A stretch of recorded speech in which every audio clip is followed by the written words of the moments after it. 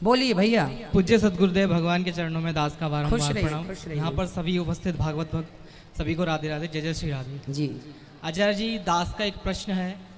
प्रश्न यह है आचार्य जी, जैसा कि आप कहते हैं कि हमें हर मनुष्य के अंदर परमात्मा का दर्शन करना चाहिए, ठीक है। हर पशु में परमात्मा का दर्शन करना चाहिए, कण कण में परमात्मा का दर्शन करना चाहिए। तो आचार्य प्रश्न यह है कि यदि परमात्मा का दर्शन हर मनुष्य में हम करते हैं, हर पशु में करते हैं, तो क्या महाभारत के समय जब अर्जुन ने लाखों निरपराध लोगों को मारा था तो उन सब में भी भगवान थे? बिल्कुल थे। तो क्या अर्जुन ने भगवान के ऊपर प्रहार किया है? प्रश्न ये है। बिल्कुल। देखो, हर स्थिति में धर्म की परिभाषाएं बदल जाती हैं। उस समय अर्जुन कौन थे?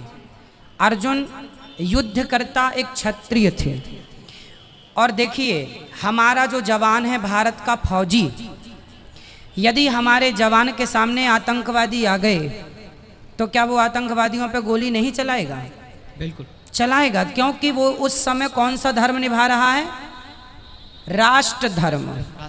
राष्ट्र धर्म निभा रहा जी, है ना। अच्छा, मैं मार दूं तो पाप लगेगा मुझे, मैं मार दूं किसी को तो पाप लगेगा, पर फौजी मारेगा पाप नहीं लगेगा, क्योंकि वो अपना राष्ट्र धर्म निभा रहा है। उसी प्रकार अर्जुन ने वहां पर, वो क्षत्रिय थे, अर्जुन तो कह रहे थे मैं नहीं करता युद्ध, पितामह खड़े, गुरुजी खड़े, मैं चला।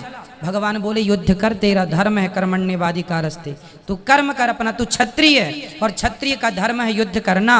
युद्ध से पीठ दिखा के भाग जाना पाप है, और युद्ध में शहीद हो जाना, मार देना और मर जाना, दोनों ही पुण्य है, इसलिए तू कर। जी आचार्य। सब ईश्वर है, पर सब ईश्वर है माना कि गधा भी भगवान है, तो क्या गधे को मंदिर में बैठा के पूजा करोगे? नहीं करेंगे।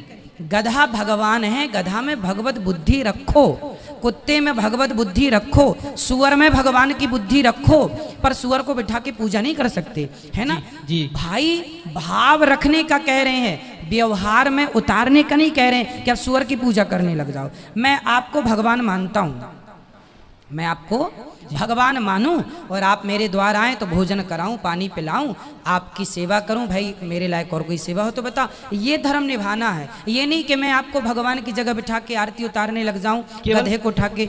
तो व्यवहार हम जो है ना, ज्ञान होना चाहिए कि सब ईश्वर है, सब में भगवान का दर्शन करो, सब में ईश्वर है, परंतु उसे व्यवहार में सुअर को बिठा के मंदिर में पूजा नहीं कर सकते, है ना। सुअर सुअर है, लेकिन उसमें ये सोच सकते हैं कि ये भी ईश्वर है, इसको भी हम भोजन दे दें, इसको भी हम पानी पिला दें। हम किसी की हत्या ना करें, हम किसी प्रकार का पाप ना करें, पर आप यदि क्षत्रिय हैं और युद्ध करने निकले हैं तो फिर मारना ही आपका धर्म है।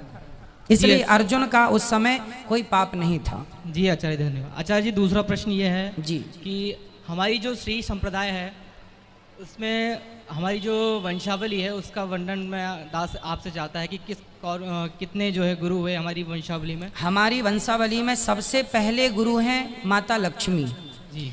माता लक्ष्मी ने षटकोप स्वामी जी को यह मंत्र दिया था।